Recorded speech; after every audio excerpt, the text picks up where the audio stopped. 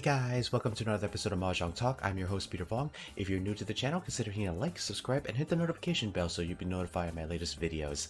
Okay, so let's just get started. Alright, so let's go into the silver room. Use game. Alright, so what I want to talk to you guys about is basically feeling lost. As I told you guys last week, if you guys didn't check out my video last week, I'll put a link, I think, over here, over here, or over here. It depends on which direction it's gonna be, but it's gonna be over there, or here, whichever. I was telling you guys about how I talked to a friend of mine who was a life coach, and he basically told me that I was just being too comfortable in, like, you know, I would have to say, in my daily routines in life. And so, like, he gave me some suggestions that I had to shake things up a bit, like, you know, go to the gym, like try to do small talk with people, baby steps, you know, that sort of thing.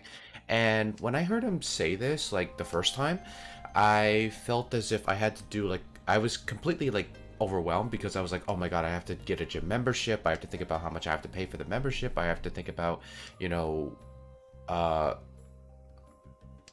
like small talk. I would like, oh, I have to actually engage small talk with every person that I meet, or something like that, like in order to make myself better, or something like that. And you know, all these things could overwhelm a person, and it's not only just like things like sociable things. It could also be things like, you know, money, or it could be things like, you know, a new job, or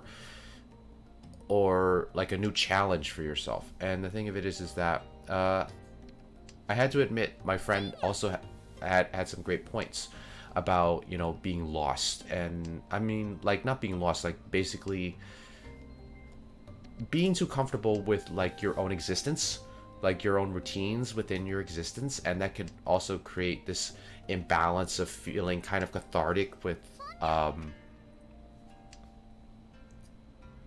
your life is.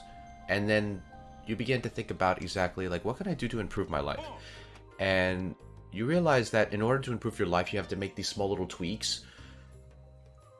And these small little tweaks can make a little bit of a difference. But the thing of it is that at the beginning, it doesn't start out as like, oh, it doesn't feel like it's a big deal. It feels as if it's just like, I did this little thing, but it doesn't seem like it's a big deal, like a big change in my personality or my outlook on life. And the thing of it is that it always starts small. It always starts small. Because usually the small things that we think are insignificant, that don't create that don't create any change at all, they sometimes can develop into something that creates the most change. So for me, I try to challenge myself a little bit more every time, like, I study math, for example. I try to, like, whenever I have the urge to like look at my phone, I basically like think about, okay, if I'm willing to take time to look at my phone, maybe I should take time to like read this paragraph within this math textbook or this math book. And you know, that's what I usually do. And sure, I may not understand like some of the stuff that I'm reading, but at least I'm putting the effort to actually like look at it and see like if I can actually try to dissect what I'm reading.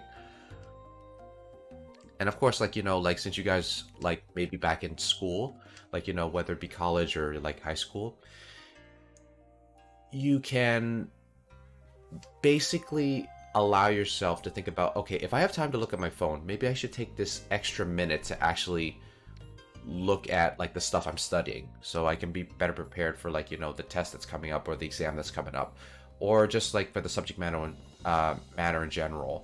Because like maybe you're studying something you really like, and you know, sometimes like the mundaneness of studying can sometimes feel as if, oh, this is boring, like I feel like I'm not enjoying the stuff I love anymore. It usually takes like a lot of time to get used to that stuff, and it always takes time to basically extend how long you can do something. So for me, I try to not overextend myself as much, but I try to extend it, like, probably, like, I would say, like, at least a minute more, like a minute more, or maybe 5 minutes more, because it's not gonna hurt. Like for me, I know it's not gonna hurt. It's not gonna be painful. So it's all about like just taking those small baby steps, as my friend would say.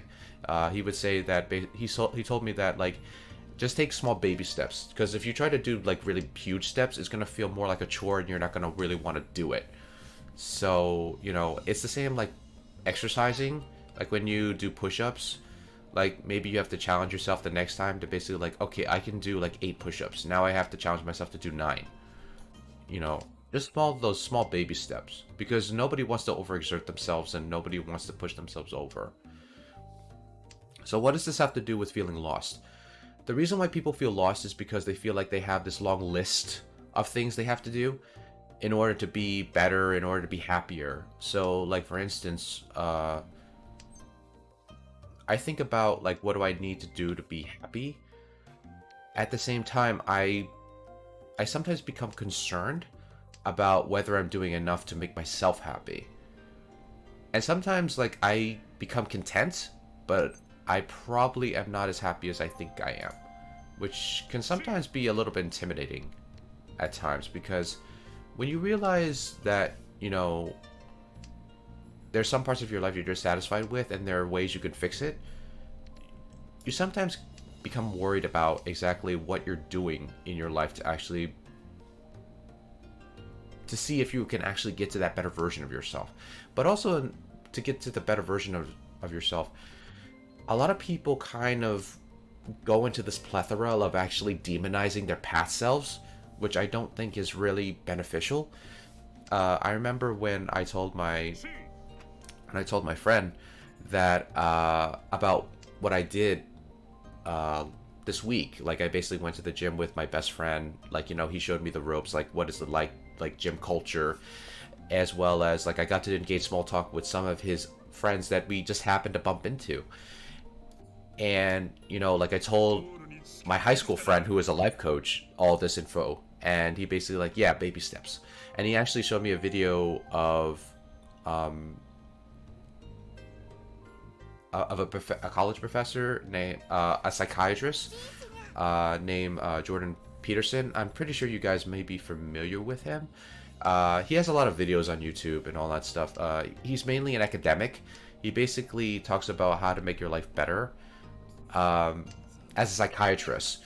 But his approach is like, many people have a problem with his viewpoint at times, because he does say some things that are more towards right and left type of things. And you know, I know that can turn some people off. There's some stuff that I listen to from him that I don't fully support, but at the same time there are also good points that he makes.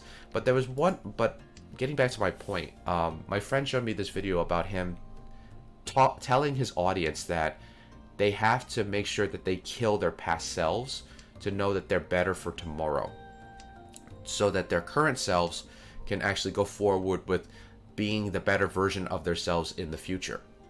And I understand where that comes from, but I don't think that's very beneficial, because the thing of it is that he evidently said in the video, you have to kill your past self because your past self is holding you back. This I understand. I understand the intent and why this is relevant for some people, especially for people that have very traumatic pasts and they feel like they can't escape it. I understand where this is coming from. But for someone like me who basically just grew up in a regular, like, I mean, there's some things in my past that I can't change. We know that. But I'm not traumatized by it.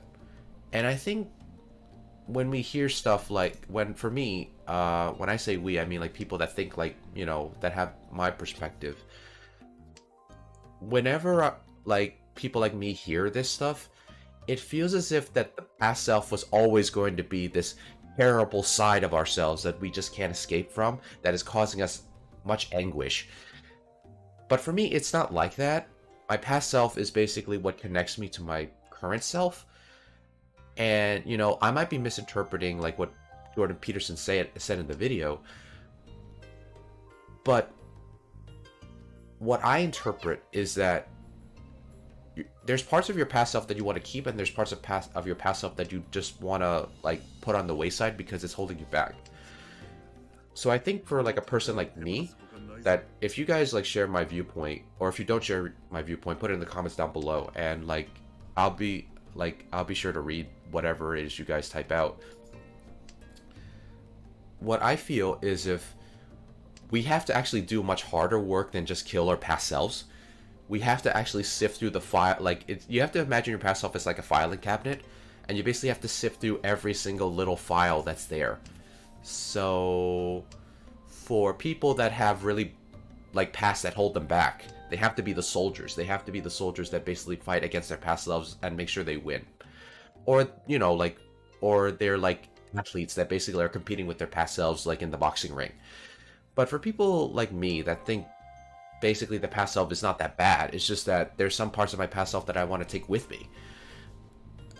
I look at it as if you're this researcher. You're this researcher that's basically trying to find parts of yourself that benefit your current ideas, and your current ideas have to be supported with what's in the past. Just like every researcher does with science, is that they basically look in the past and they basically try to see, okay, what parts of the past can I connect with this modern day theory this modern idea I have, and see if I can develop it into a theory for experimental purposes.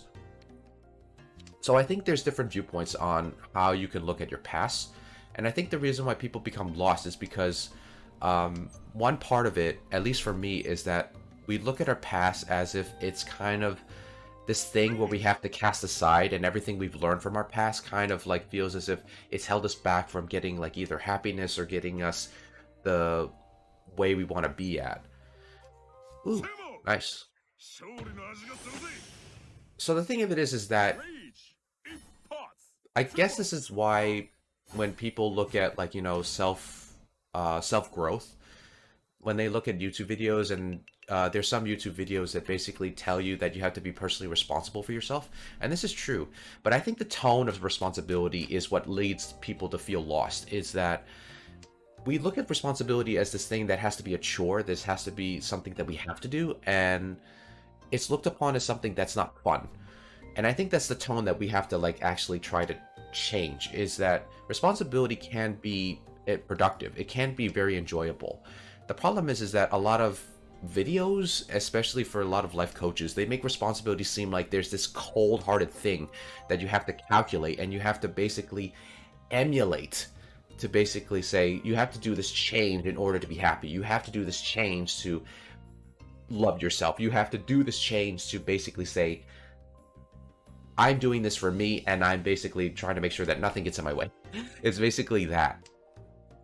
But my counter argument to that is, and you guys like can disagree with me if in the comments if you want, because like you guys have different experiences, and I understand that, because the point of my channel is just basically for us to listen and hear each other and understand each other. Because in arguments, I don't think there's a side that wins. I think there's just two sides that understand each other and respect one another. Even if we have different viewpoints, we know that we've heard each other out, and we can probably open our minds out to the possibility that one of us could be a little bit wrong about something. To have this inclination that we could be a little bit wrong is, I think, a benefit of what it means to engage in a discussion. Not an argument, in a discussion, as it were. So what I'm saying is that I think our view of responsibility, for me, I try to be responsible for myself a majority of the time, but sometimes, like, let's say if I don't challenge myself, I feel as if I let myself down because I just continued to do the routine, and I did not see the fact that I was doing a routine that was just too easy for me. I think I'll do that, and we'll do this. So I think responsibility, I think like if you view things like the way I do, and look at things as like kind of like a go with the flow type of path, then I would have to say like try to find a way to view responsibility not in a way as a chore or something that has to be put upon you, but look at responsibility as a way of saying, okay, this is going to be a little bit of a journey, but I'm going to try to enjoy this journey. And I think that's the viewpoint that we have to look at responsibility, at least for a person like me. Because for me, I look at life as very beautiful and very abundant, but not many people look at life that way. Some people look at life as it's very scarce, like, like if you want to date someone that's very, very special for you and someone that you will never regret dating and marrying, you have to like put yourself out there a lot and try to make sure that you're the best of the best and the most unique person that you could be and all that stuff. But the thing of it is that I believe there's somebody out there for everybody, and I believe that there's a place where you can be totally comfortable with you just being yourself, by yourself, I mean. And it's really tough to do. It's really tough to do, and it's all about whether you're going to be a researcher of your past or whether you're going to be someone that competes with your past. And I think these type of things continue to reign in human nature for probably it's going to reign forever, because we're going to have these internal conflicts that dictate how we feel.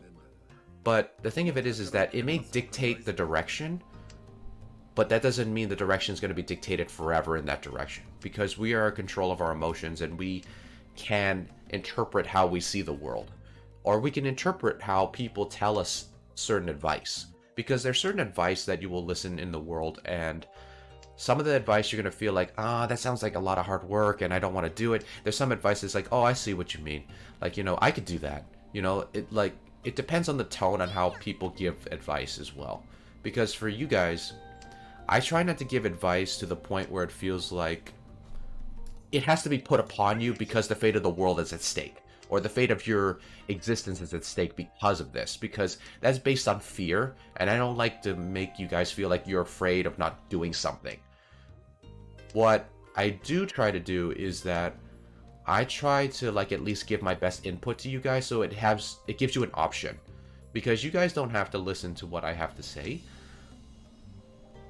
but I just want to give you guys the perspective of a different option that I think would probably be maybe beneficial to you guys if you want to interpret it, if you want to take it in, interpret it, and think about it in your own way. Because the thing about life is that you don't have to follow a rule book that anyone tells you to do. I mean, of course you have to follow the laws in society, but that doesn't mean you have to follow every single social norm that you come across. Because I think this is when dating becomes a problem, is because we have expectations about a person, and we want that person to fulfill certain expectations for our own needs instead of our own selves fulfilling those needs within ourselves. Because when you date someone, you date them because they're a bonus to your life, not because they're going to add something to your life. Well, I mean, not because they're going to give you this missing piece in your life. That's what I mean. They add to your life. They don't give you this missing piece that you feel like you're missing. Because I think that's the reason why people get miserable when it comes to dating. And they feel like they have this personal responsibility to completely change themselves, because they feel as if, like, I don't dress very nice, so I have to change everything in my wardrobe. Or I don't look as good, so I have to go to the gym and do, like, a lot of, like, exercises until I get fully pumped. But they lose themselves in that pursuit. And the reason I made my channel is just so that you guys don't get lost in that pursuit. I'm on a roll, guys. I'm on a roll.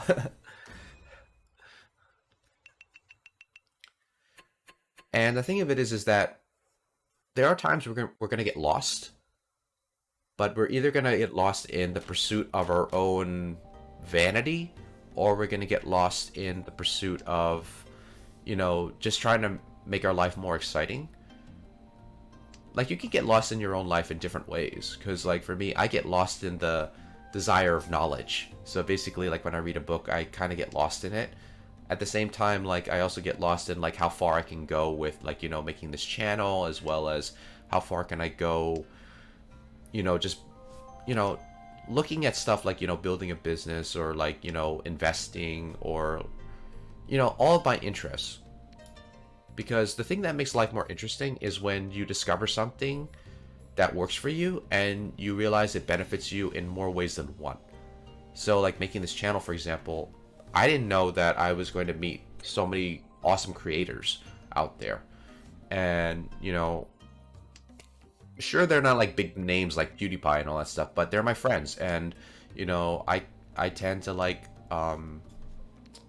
I got to know them, and when I got to know them, I began to learn a lot more about how they view the world, and I understand where their viewpoints are.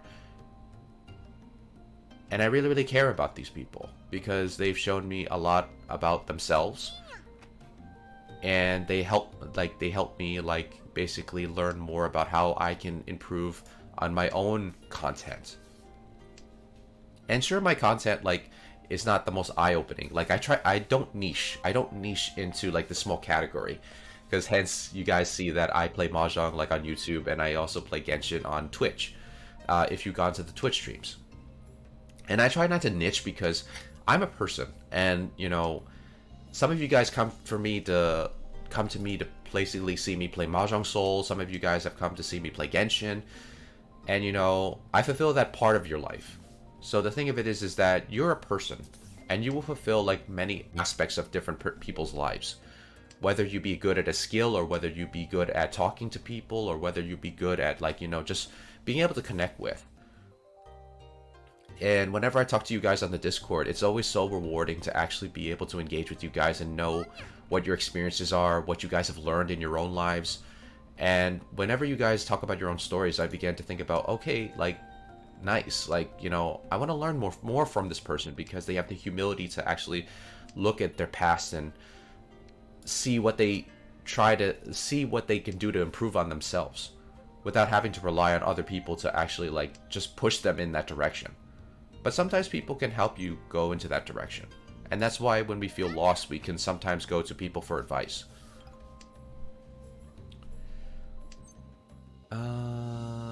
Yeah, I think I'll do that. I mean, I'm waiting on this tile, but you know, maybe I'll draw it out. I don't know. We'll see. Let me just get a drink of water here.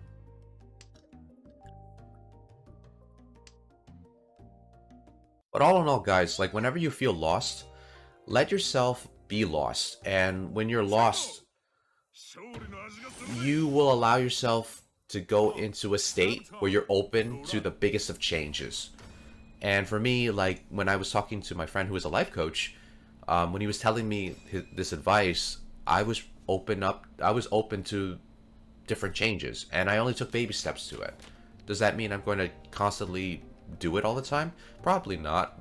But at the same time, like if I'm advised to, I will give it a try, because I've done it before. That means I could do it again. So, you know, it's all about just showing up. And you know, for me, like whenever I turn on the record button for the camera and talk to you guys, I try to show up because I know you guys show up to like see what I produce. And you know, I try my best to actually give the clearest advice, even though I'm still not great at like basically saying my points all the time. I don't edit my videos as much because I'm human, and you know, there will be times when I like stammer on my words, because I try my best to like formulate the best type of, I would have to say, the best points I can give without having to backtrack and basically say, oh wait, I missaid something, let me go back to it. Because the thing of it is that I'm also reanalyzing what I'm saying, because like this is going to be advice that I have to follow as well for myself, you know. And sometimes like I have to ask myself, will I follow this advice? But then again, like, you know, sometimes you guys like I don't mind if you guys just watch me for peace of mind, even though you don't listen to everything I say. Because like you know, like my friend John, for example, he listens to my videos in the background whenever he works from home, just to, you know, help him relax. And that's also fine for me, because like I'm just humbled that you guys, like some of you guys, find my content relaxing. Because like I do watch some YouTubers that are more into spiritualism, and I think for me, I like their content because it gives this sense of I don't have to try hard all the time, because I'm not competitive. I love playing games, but I'm not overly competitive. And like, you know, in this world today, we're well, at least in society, we're kind of taught to like, oh, you have to be competitive, you have to be this, you have to be that, in order to show that you're the top of the top and all this stuff. And for me, I just don't care about that nonsense. I just basically care about how can I be better in a way that's not gonna make me feel guilty about being ashamed about who I am. And that's hard to do, because a lot of people want to make their ego this enemy, but I don't believe the ego is an enemy. I just think that the ego is just there just to basically just regulate us. And the thing of it is that sometimes regulation could work in the worst ways, and sometimes it can work in the most beneficial of ways. So for instance, if your friends are telling you you're working too hard, and your ego is telling you you're working too hard, but your other self in your brain basically is telling you, no, you have to work hard to get this result or this result. It's probably worth listening to your friends as well as your ego at that point. But if your ego is basically trying to prevent you from, like, you know, let's say talking to someone that you think will be special in your life, then you have to think about exactly, like, why is it telling you that? And if it's based on fear, then most likely you should just do it. But if it's based on, like, you know, not self-preservation, but something in your gut that tells you, oh, this person's suspicious, you probably shouldn't do it, then I would have to say, consider what the ego is trying to say. Okay, so how much do I lose? Oh, that's not bad. That's not bad. I have enough points.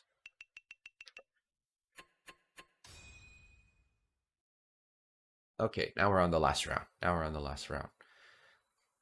Yeah, so I think, like, for being lost, I think the best thing is just to navigate why you're lost and think about, like, what is it that you need to open yourself up to in order to stop being lost. And that's the hardest thing to do.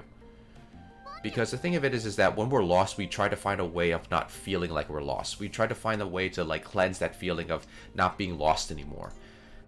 But at the same time, being lost is never a bad thing sometimes, because let's say if, like, people think of being lost as like they're stuck in a forest that's covered in fog and they don't know which direction is home. But also being lost is that, imagine you're in a city and you're like, and you are lost, but you're lost in, like, the most safest part of the city. Not many people think about it that way. Like, if you're stuck in the most safest part of the city and there's so much stuff around you, maybe being lost is not that bad, because you can find stuff that is there that you never thought would see before, because you were following the set path that you were just so itching to be on, that suddenly you just become lost on this path and you realize that there's so much on the side that you just missed out on. This is why people say, like, try stuff, because, like, if you don't know what you want, then you have to think about what you don't like, and what you don't like can probably help lead you to where you want to be. So for me, I think about what I don't want to do and what I don't want to end up like, and that helps me, like, navigate. This is why I do content creation, because I like making content for you guys, because it really enlightens me to the point where I'm making a small difference. And it may not be like a big, huge, monumental difference, but it could be like something that leads you to, like, a small inch towards, like, a place of clarity. And I think that's the thing that I most find rewarding. Because, like, content creation, I think, is like when you create something, when you create content, I mean, I can't English today. When you create content, it makes you feel as if you just kind of, like, sculpted stuff. Oh, okay. How much do I lose this time? Oh, okay. So it's not that much. I still have plenty of points. There you go. And I think that's the end of the game. Yeah, it is. So my final point is, guys, when you feel lost, let yourself let yourself be lost and ask yourself where you're lost in. Because when you ask these questions, I think when you realize where you're lost in, it will allow you to actually be open up to the fact that maybe there's some stuff on the side that I'm not considering. And maybe that stuff on the side will be more fun for me to engage with. And also think about responsibility as a way of just taking another journey. Just taking another journey. Not this chore that you have to basically do just to show to everybody that you're improving yourself and, you know, feeling like you have to be condemned to basically do that path because everybody tells you to. It's all about breaking rules too. Breaking social rules, I mean, like, you know, social norms. Like if something in society that you hear doesn't benefit you, more likely it's probably good to find your own take on it than rather just listen to everybody else is telling you what you should do. Okay. Let me just go to my just chatting screen here. Okay, good. So guys, I hope you like what you saw. If you like what you saw, consider hitting a like, subscribe, and hit the notification bell so you'll be notified of my latest videos. And if you want to follow me on social media, you can follow me on Instagram and Twitter. And if you want to, you know, engage again with me or any of my friends, whether it be through Mahjong Soul or Genshin Impact, you can catch us on the New Bridge Discord server. Or if you want to play Phasmophobia, that's also another one. I've played before. Yeah, and so if you want to catch the Twitch live streams, I stream from Monday and Wednesday from 6 p.m. to 9 p.m. Eastern Standard Time, as well as Saturdays from 3 p.m. to 6 p.m. Eastern Standard Time. And yeah, that's about it. So as I say at the end of every video to you guys, everyone is precious. You guys are just as precious as everyone else. And I will see you guys in the next video. Take care.